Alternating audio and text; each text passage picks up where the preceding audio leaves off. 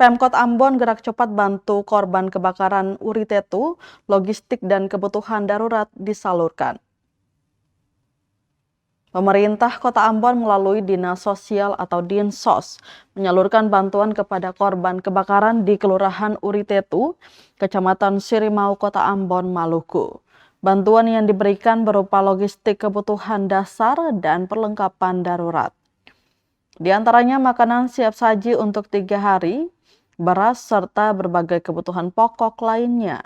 Selain itu, korban juga menerima bantuan tenda, selimut, matras atau tikar, hingga kasur. Kepala Dinas Sosial Kota Ambon, Wendy Pelupesi, mengatakan, penyaluran bantuan dilakukan secara bertahap, dimulai sejak Minggu 26 Juli 2026, sehari setelah peristiwa kebakaran.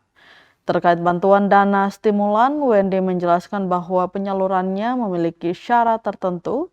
Bantuan hanya dapat diberikan kepada korban yang memiliki rumah dengan sertifikat hak milik.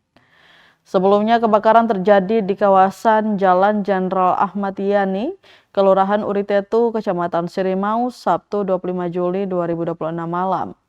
Insiden yang diduga akibat korsleting listrik itu menghanguskan 4 kios atau pondok dagangan serta 1 unit rumah warga. Peristiwa tersebut menyebabkan kerugian material yang ditaksir mencapai 1,41 miliar.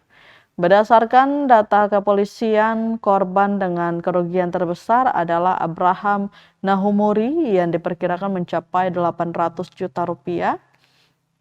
Selain itu, Martinus Manu bersama istrinya Ida Mewar mengalami kerugian sekitar 60 juta rupiah.